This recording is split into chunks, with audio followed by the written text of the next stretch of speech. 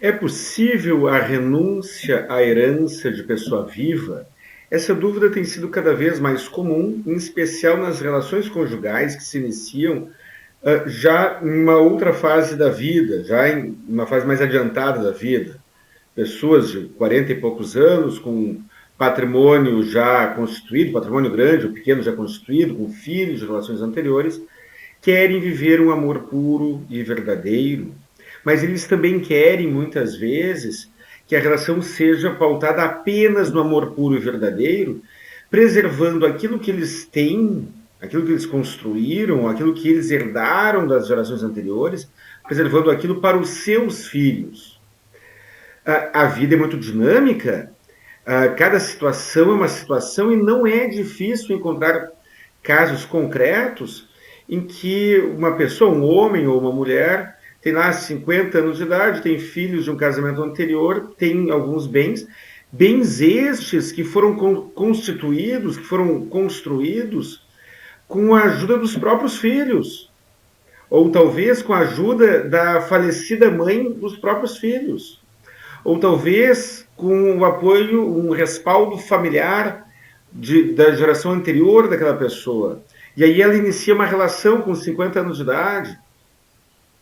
E aí, ao iniciar essa relação com uma pessoa fundada apenas em amor puro e verdadeiro, em que ambos talvez estejam em situação igual, situação equivalente, um homem, nessa situação que eu descrevi, encontra uma mulher numa situação equivalente.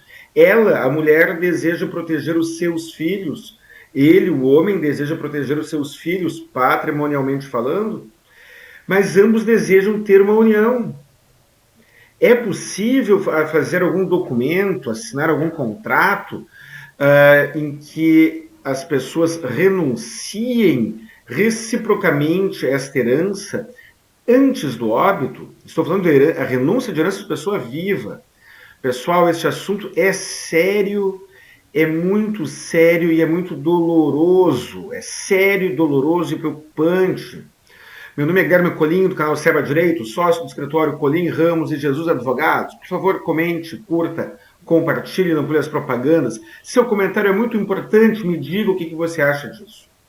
Vamos lá, vamos começar. Artigo 426 do Código Civil. Não pode ser objeto de contrato a herança de pessoa viva. Este texto ele é muito vago, porque eu não posso, portanto, contratar uma das interpretações. Eu não posso, com base nesse texto aqui, uma das interpretações. Eu não posso, com base nesse texto aqui, contratar que eu estou vendendo para você a herança que eu receberei quando meu pai ou quando a minha mãe vierem a faltar. Eu não posso fazer esse tipo de contrato. Mas será que eu não posso fazer uma renúncia, me casar com você que está em casa e dizer eu não quero receber herança de você e você é a mesma coisa comigo? Será que eu não posso fazer isso? Muito bem, nós não temos segurança jurídica no Brasil. Existem contratos, existem muitos advogados que fazem contrato de união estável ou até mesmo pacto pré-nupcial em cartório, em que eles colocam de maneira redundante. Muitas vezes os contratos são repetitivos, são redundantes, tem palavras com sinônimas que vão sendo utilizadas em sequência para minimizar o risco de interpretações diferentes da pretendida. Muitos advogados fazem contratos usando a seguinte expressão. O regime de bens será tal, assim, assim, assado, a união estável começou aqui, começou lá, e vão definindo. E vão dizendo o seguinte. Ambas as partes renunciam e repudiam, olha que palavra pesada, repudiam os direitos sucessórios uma da outra. E ainda é importante escrever, desenhar para explicar o que foi escrito, depois escrever para explicar o que foi desenhado. E de preferência fazer isso várias vezes. Aí a pessoa coloca, o advogado coloca, as partes renunciam e repudiam reciprocamente a herança um do outro. Elas não têm interesse de herdar. elas já possuem filhos ou familiares ou o que for, e ambas não têm nenhum interesse em receber nada que esteja em nome do outro em caso de óbito. Isso tem sido utilizado em vários contratos e, pelo que eu tenho visto, às vezes é respeitado pelo judiciário. Não temos segurança jurídica, pessoal. Você faz um contrato assim, pega 8 testemunhas, pega os herdeiros necessários de ambas as partes, assinando como anuente,